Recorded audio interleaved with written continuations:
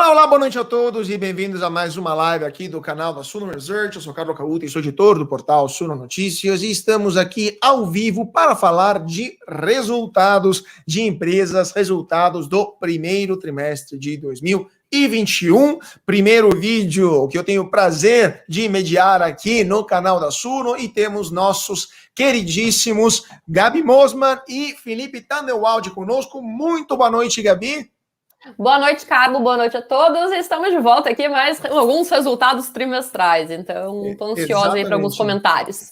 Vamos que vamos. E boa noite, Waka. Boa noite, Felipe Tandelwalde, por estar conosco hoje. Obrigado por estar conosco hoje. Boa noite, Carlos. Valeu aí pelo convite. Boa noite também para a Gabi e para todo mundo que está nos assistindo aí para mais esse início, né, de temporada de resultados.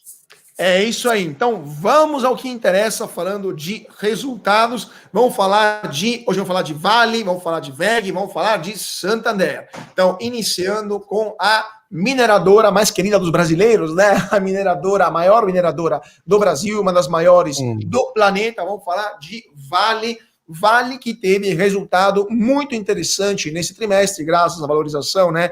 Minério de ferro e dólar. Lembrando que temos relatório da Vale, vou pedir para a nossa grande Gabi, não a Gabi Mosma, a nossa Gabi da produção, colocar um relatório aqui nos comentários do YouTube para a galera poder baixar. E deixo a palavra para o nosso grande Felipe Tandelwalde para comentar sobre esse resultado do primeiro trimestre de 21 da Vale. Felipe. Então, o resultado veio muito forte mesmo, né, Carlos? Esse primeiro tri aí, o mercado, de certa forma, já esperava. É um resultado bem forte, porque, como tu falou, né, teve essa questão do minério de ferro. Acho que o minério de ferro médio ali desse primeiro tri, ele ficou acima de $166, né? Então, aí muito perto até do topo histórico, que chegou lá por, acho que os níveis lá de 2011, né? Então foi realmente muito forte esse resultado acarretado aí pelo minério de ferro. Também teve a questão do dólar, né? O dólar alto aí nessa faixa de 5,50, tem oscilado nessa faixa aí, né? Também ajudou bastante a empresa. E aí ela reportou então, a Vale, né? Reportou então um EBITDA de 45,7 bilhões contra apenas 12,9, né? Menos de 13 bilhões aí no primeiro tri de 2020, então crescendo aí mais do que triplicando praticamente aí, né? Quase 4 vezes maior aí o lucro. Resultado realmente muito forte. O lucro líquido também foi como consequência, né, do EBITDA que saltou muito. O lucro líquido atingiu aí 30,5 bilhões contra apenas 984 milhões lá no primeiro tri de 2020, né? Então o lucro líquido, o EBITDA crescendo muito. Com relação ao mercado internacional de minério de ferro, né? Esse mercado, a gente pode ver que continua com uma demanda muito forte, oriunda não somente da China, mas também de outros países, né? Ao mesmo tempo que a oferta do minério permaneceu limitada, né, no primeiro trimestre desse 2021. A Vale, hoje, ela é a única companhia capaz de aumentar a produção de minério de ferro para o mercado mundial, né, de forma relevante. A expectativa da empresa é alcançar uma capacidade de produção, então, de cerca de 350 milhões de toneladas até o final de 2021, né, sendo que hoje ela possui uma capacidade de 327 milhões de toneladas. Acho que em relação também à dívida líquida, atingiu aí 10,7 bilhões de dólares, né, ao final desse primeiro tri, contra 15,6 bi lá um ano antes. Então a empresa também está conseguindo se desalavancar, né? Também pagou um dividendo bem robusto, né? Nesse primeiro tri aí. Agora até me falha a memória, mas foi um valor, acho que acima de 4,30, 4,40 por ação, se não me engano, foi bem robusto mesmo. E quem também era acionista da Bradespar, né, que controla aí a Vale, também recebeu. Então a empresa está se desalavancando, está pagando dividendo aí, dividendos muito altos, né?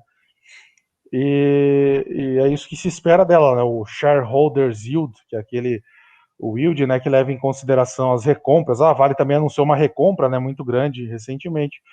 E a tendência é que, conforme a empresa continue, né, gerando esses níveis aí muito robustos de caixa, a Vale continua, então, entregando esses ótimos resultados. E vale lembrar também, né, que quando a gente está falando de dividendos aí, A Vale já anunciou um nesse primeiro trimestre, provavelmente devem ter outros pagamentos ao longo do ano. E quem gosta de dividendo, como eu, como a Gabi, como o Carlo, né, pode baixar aí, que está aí na descrição do vídeo. Não sei se o pessoal vai colocar a Gabi, né, Carlo, ela coloca aí para nós, para baixar então o e-book um guia completo de dividendos que eu e o Thiago escrevemos. Então eu deixo aí para vocês de forma gratuita. Acho que vai ajudar bastante aí o pessoal que quer começar essa jornada, né, agora de começar a fazer renda passiva na bolsa, seja com Vale ou com outras empresas aí que tem várias opções, né? Com certeza, com certeza. Dividendo tudo de bom que tem, né? Só perde para juros sobre capital próprio, né? Então, coraçãozinho para dividendo. Só porque juros sobre capital próprio não tem isenção fiscal maior do que dividendo, né? Só apenas por isso. Mas senão, essa bela competição, o que é melhor? Você prefere receber dividendo ou é o tipo de duelo que a gente gosta de ter, né? Nossa, amamos, qual né? que é o melhor? É aquele problema. É problema bom, né? Exatamente, exatamente. Para quem tá na dúvida aí que o Carlos falou que o juros sobre capital próprio ele tem, né, uma isenção maior.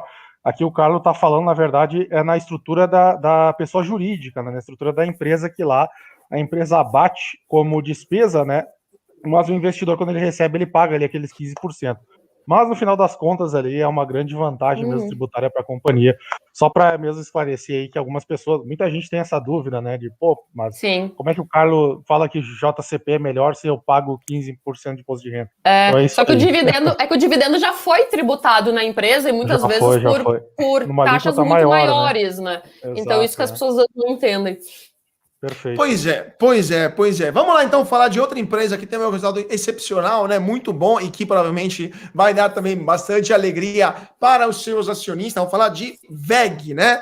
Gabi, qual é a sua opinião sobre esse resultado bastante interessante da VEG, que mostrou também uma alta expressiva nas operações da VEG no exterior, né? VEG que agora, cada vez mais empresa multinacional, né? Ou melhor, empresa grande exportadora, né? Qual é a sua opinião sobre essa empresa? Gente, assim, é algo que a gente já fala há muito tempo. VEG é uma empresa nitidamente, obviamente, muito boa, muito bem gerida. Os resultados estão aí para mostrar. Ela teve aí uma alta de 73% no lucro na base anual, então é muita coisa. O EBITDA dela cresceu. Ela teve aí uma melhora nesse último período em termos da receita provida do mercado interno, isso muito por uma recuperação aí do mercado interno, mas ela está se expandindo, sim, para o externo, como o Carlos comentou. Vale lembrar que nesse último ano de 2020, e agora, claro, no início de 2021, a VEG aumentou muito a sua receita, seu potencial, digamos assim, por causa da cotação do dólar, né?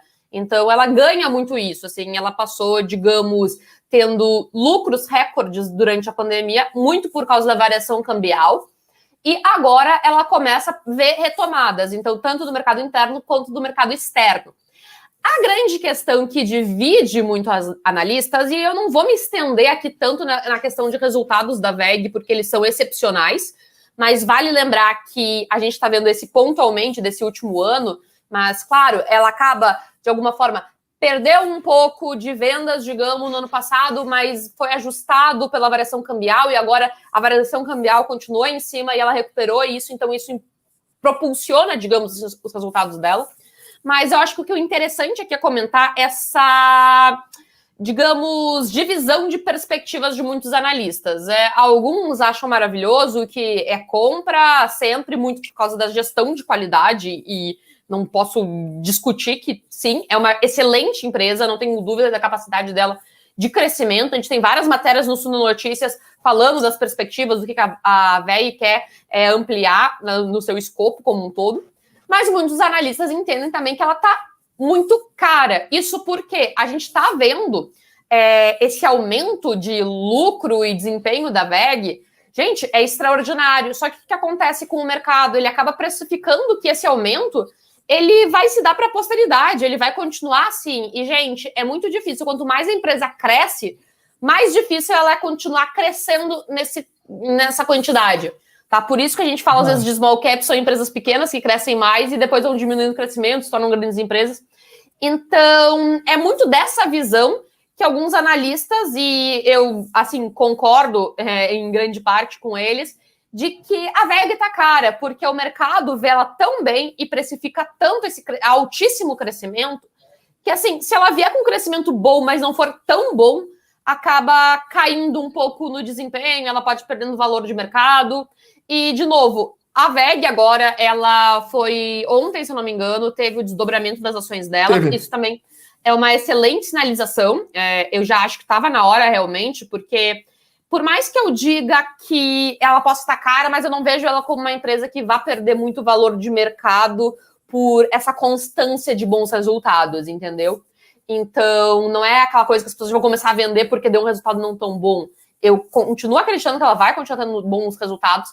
E esse desdobramento, ele traz essa sinalização de alinhamento da gestão, de que acredita no potencial da VEG, isso vai aumentar também liquidez. Gente, o desdobramento não cria valor, tá? Então, muita gente vai me perguntar, tipo, agora é o momento de comprar. Não, o desdobramento em si não cria valor. Ele traz mais liquidez, ele pode trazer negociação, ele pode ser um incentivo, uma sinalização para o mercado de alinhamento potencial da empresa e tudo mais. Pode, de certa forma, às vezes, gerar um pouco de valorização, mas ele em si não gera valor. Continua sendo a mesma coisa, tá? Só para que o disclaimer para o pessoal. Então, a VEG, assim, resumindo, ela não surpreendeu, ela continuou fazendo um papel excelente, trazendo resultados excelentes, mas é aquilo, né? Assim, eu acredito que ela possa continuar crescendo, tendo um bom desempenho, mas será que vai continuar sendo 73% ao ano? Dificilmente, principalmente a gente aí nesse momento de retomada. E vale lembrar que o setor industrial, ele geralmente começa a ter uma retomada antes das outras cadeias industriais. E é o que a VEG está inserida. Então, é normal a gente ver uma retomada nas operações dela, venda de equipamentos e tal, um pouco antes das outras cadeias da economia. Assim, não sou profeta do futuro para dizer se vai continuar ou não vai, se a economia vai retomar ou não, mas só para a gente contextualizar um pouquinho e vocês entenderem. Quando a gente fala que VEG tá cara, não quer dizer que a gente está achando que a VEG é ruim, não, muito pelo contrário, excelente empresa, uma das melhores empresas. E eu acho que é um pouco disso, sabe? Assim, não foi surpresa, mas é isso, bons resultados e continua assim. Perfeito. Então, comentário feito da VEG. Vamos falar então agora, vamos mudar radicalmente de setor, passando do setor industrial da VEG, vamos falar de banco. Vamos falar de um dos maiores bancos do Brasil, na verdade é um banco espanhol, mas que está bem enraizado aqui no Brasil. Vamos falar do Santander. Felipe, qual é a sua opinião sobre o resultado do Santander nesse primeiro trimestre de 2021? Primeiramente, só me confirma, cara, estão me ouvindo bem? Gabi tá me ouvindo bem, perfeitamente. A voz da Gabi aqui ficou meio robotizada, aí eu achei que era comigo o problema, não sei exatamente. Mas enfim. A conexão já começou a sextar, entendeu? A conexão sextou, não deu, né? Já tá fazendo hora extra. Pois bom, sobre o Santander, acho que foi aí, nesse primeiro trio, o maior lucro, né, gerencial da história do banco, né, para um primeiro trimestre aí. E o banco então atingiu esse lucro de 4 bilhões, né, 4,01 bilhões, um crescimento aí de 4,1% em comparação, né, com os 3,85 bi reportados lá no primeiro tri de 2020, então foi um resultado muito forte. É claro, né, que não tem um crescimento aí de VEG, né, dessas empresas que são, de certa forma, têm um crescimento mais acelerado, mas ainda assim levou o banco aí ao patamar recorde, né?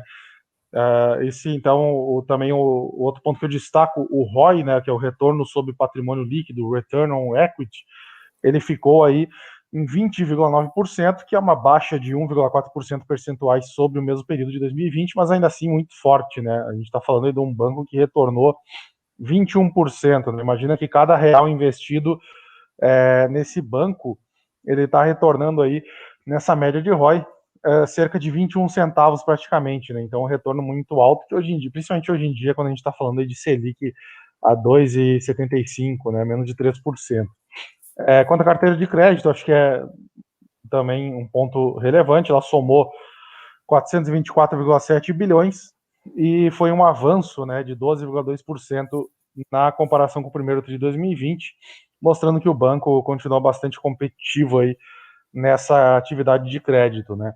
que é a sua principal atividade de qualquer forma. Destaco aqui também a carteira de pessoa física, né, que teve um bom crescimento, tanto anual quanto trimestral.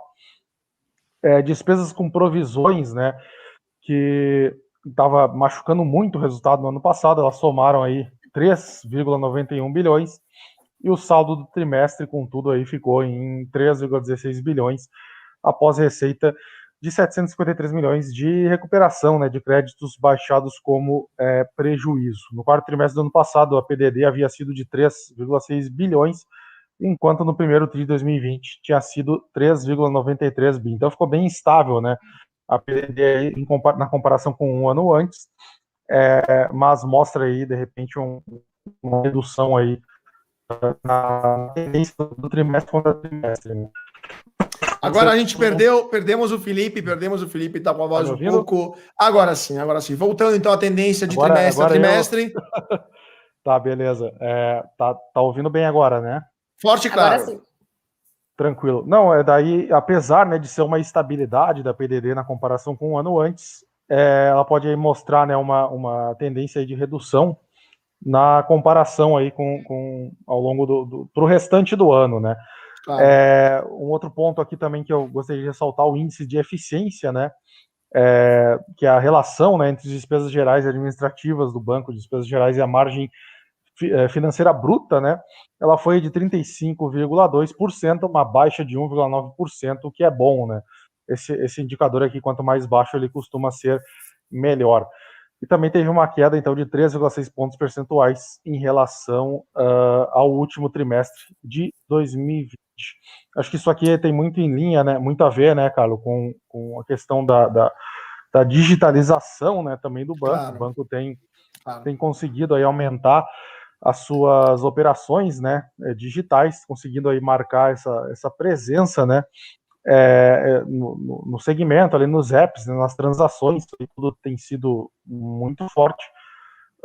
Deixa eu ver se eu deixei algum ponto aqui. Acho que também o índice de cobertura, né, o índice de cobertura, ele, acima de 90 dias, ele cresceu, saiu de 194% do primeiro TRI, atingiu quase 300%, né, 283% no primeiro TRI desse de 2021, e o resultado desse trimestre, contudo, teve um recuo, então, de 14,2% aí em relação ao último trimestre do ano passado. O banco também, agora como até comentei, né, reforçando ali a questão do digital, né, os canais institucionais, aplicativo, Way, Internet Banking, agora recebem 484 milhões, né, de acessos mensais, avançando aí 39% no ano contra ano. Então, reforçando ali o que eu tinha dito, né, o banco está muito forte no digital. E no mês passado, né, apenas no mês passado, aí 57% das aberturas de novas contas foram realizadas aí pelos canais digitais, pelos apps, pelos aplicativos, né, pelo site também. Então, bem interessante. Então, Santander aí teve um resultado muito forte, continua ganhando presença no digital, né, apesar de todos os receios.